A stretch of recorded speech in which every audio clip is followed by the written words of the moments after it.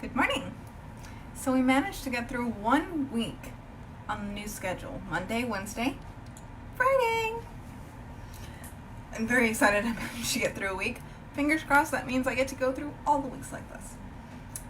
So, today, topic. This one's a little bit of a hard one because this happened fairly recently. So it's about people will disappoint you. And there's a couple of different aspects of this we can talk about, but I want to focus on the people who disappoint you in very hurtful ways. There's a lot of ways that can happen, but we're going to focus on mostly that because there are ways that people disappoint you and you move on. Like, your parents make mistakes, your partner makes mistakes, your siblings make mistakes, and they're going to disappoint you sometimes, but that's a little bit more recoverable. We're talking about another aspect of it mostly because, like I said, it happened recently.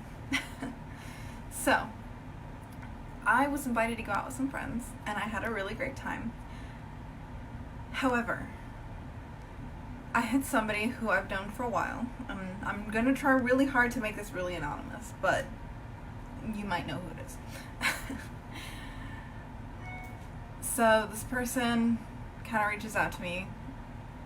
I was on social media, per usual for me, obviously, and kind of was like, hey, I see you're going out. Like, you want to hang out? And I'm like, not really. I'm with my friends. That's what I came out here to be with. I'm just hanging out.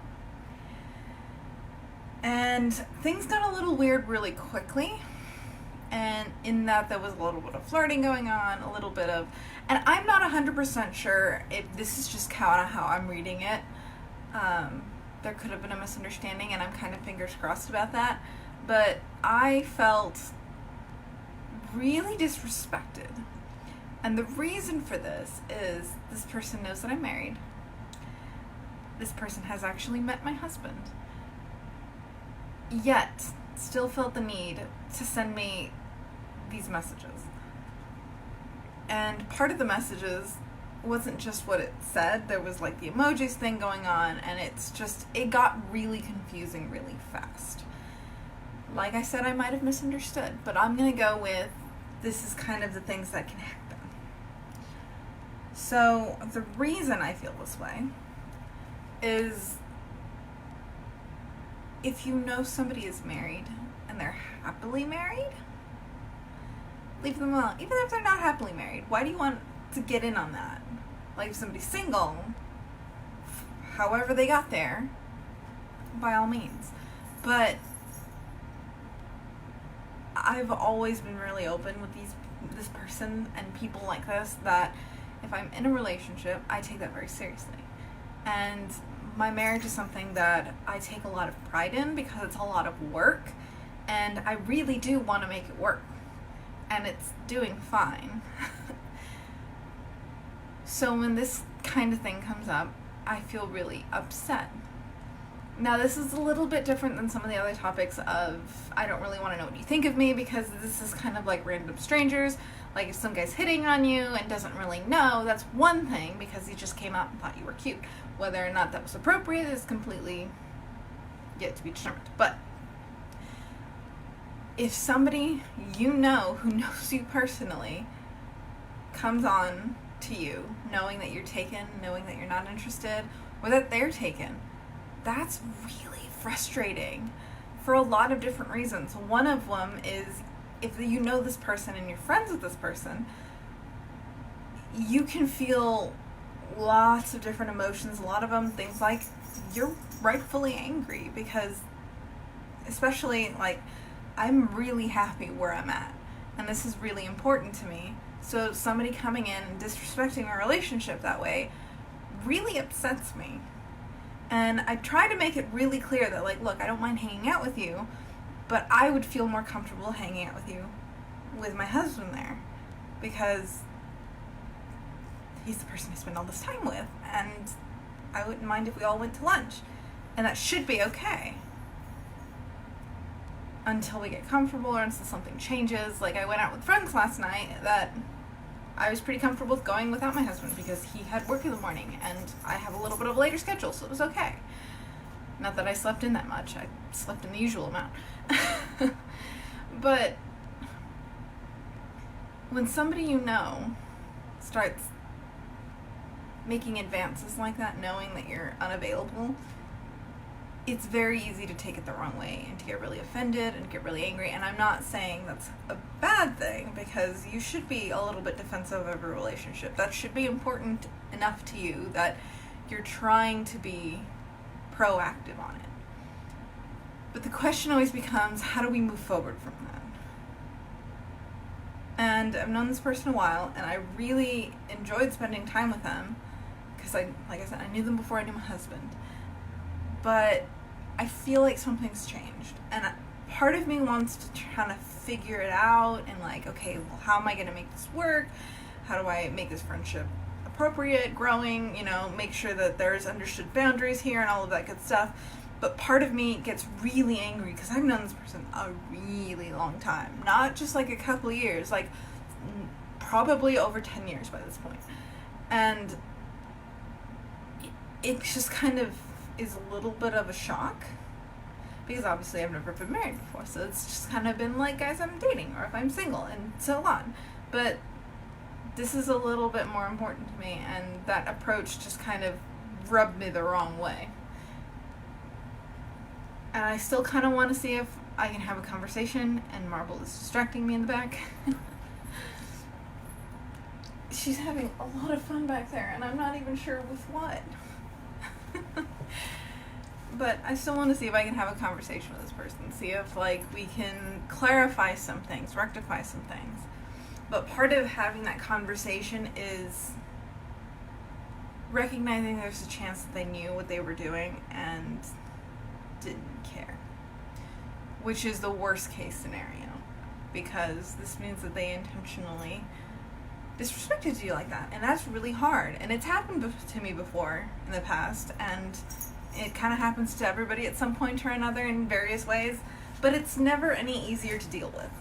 And so the idea of having to have this conversation at some point is really intimidating and makes me want to be like, I'm just going to push it off, it'll be fine. But I kind of want to talk about that feeling, that disappointment that you get when somebody who you care about, somebody who's a friend, family, whatever, disappoints you like that. And you're trying to figure out if that's a recoverable disappointment.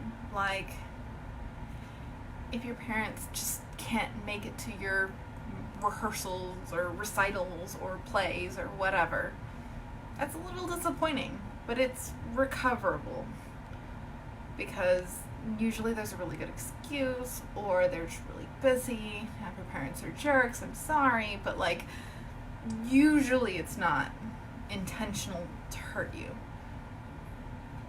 When someone does something that obviously upsets you and you talk to them about it and they don't care, that feels a lot heavier on your heart, because this person is supposed to be someone who cares about you too, who shares your values, because that's usually how we pick our friends and the people we spend time with. This is a person who's supposed to care back and not be so,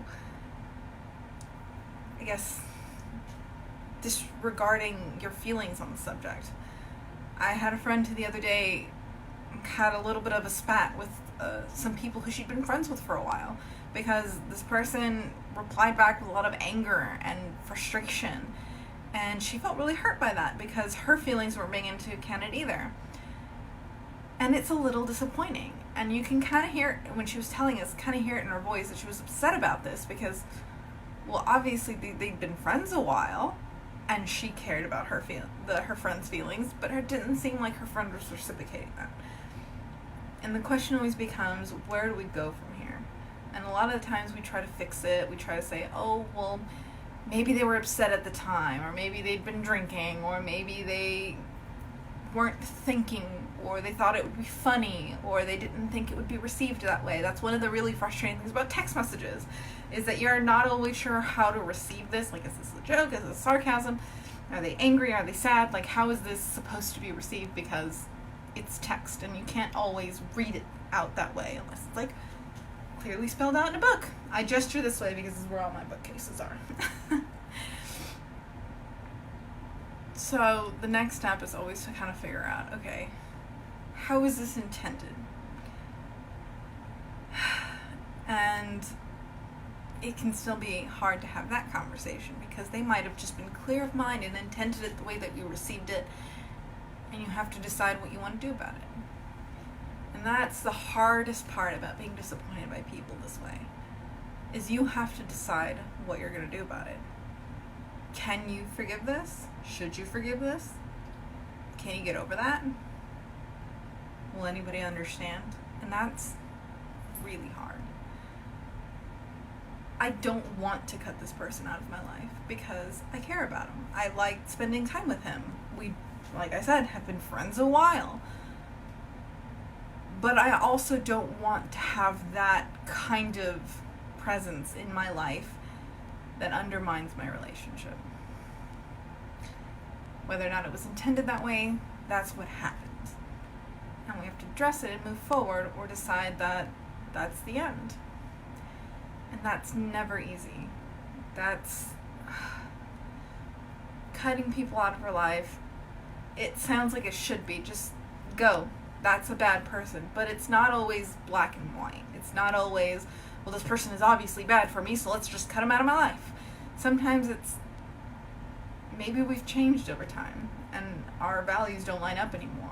Or maybe we've both grown up a little bit or grown apart, and it's just time because there's just not a lot of getting along that's happening anymore. And when it comes to people like this who you know, like I said, been friends a while, really like spending time with each other, there's a decision to be made. And I can decide without talking to him. I can decide when I talk to him or after I talk to him. But ultimately, I'm going to have to decide what I want to do about it. Should I even have a conversation? Should I pretend it never happened?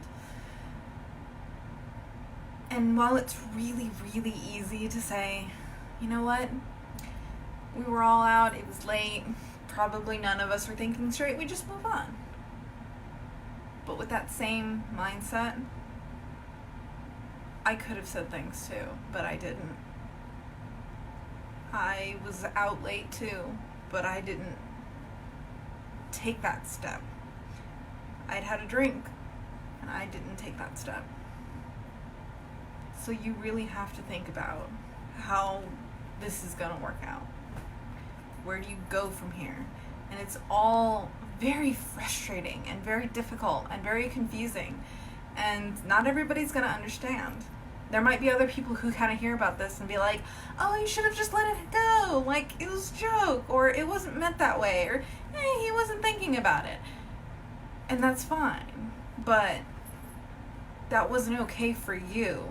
And if this person can't understand that, then why do you want to keep them around? Because there's always chances that things are going to happen again.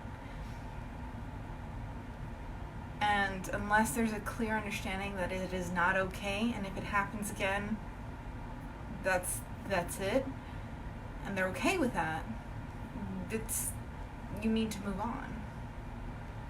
Because, and I've had to do it before, and it was not easy, and to this day it's not easy. I've had people in my life who I've known forever, and just one day I woke up and realized that we'd grown apart, or we'd become different people, or maybe we never really had that healthy relationship to begin with, or whatever it is. And it's just time. And it's hard because you're letting go of somebody who used to mean a lot to you, who you used to spend time with, you have memories with. But it's time. So we'll see where this goes and what happens. Maybe I overreacted. Maybe there's a misunderstanding, or maybe it was as clear as I assumed it to be. But I'm going to find out, and I'm going to make sure that I'm doing the best things I can for myself. And that includes not having people in my life who aren't good for me. And that's ultimately what it comes down to. And it's harder in some cases because it could be family. It's easier in other cases because maybe it was a coworker that you never really spent much time with anyway. But at the end of the day, we all have to decide what kind of people we have in our lives, because these are the people that influence us, the people who put in their 2 cents. And if that's not the kind of people you want to be, then it's time to find new people. And it's scary and it's hard, because trust me, I've been trying to make a lot of friends in San Antonio. It ain't easy. But it's possible. And I've made some new friends. And I'm growing for it, better for it, hopefully. And when it comes to these hard decisions, it's never going to be any easier. No matter how many times I have to do it. If I have to do this 100 times in my life, I will never say it was easy. But you do it to make sure that you're doing what's best for you. I hope you guys are having a good Friday, and you never have to make these kinds of decisions, have these conversations, and so on. But if you do, hopefully this helped. Thanks for listening.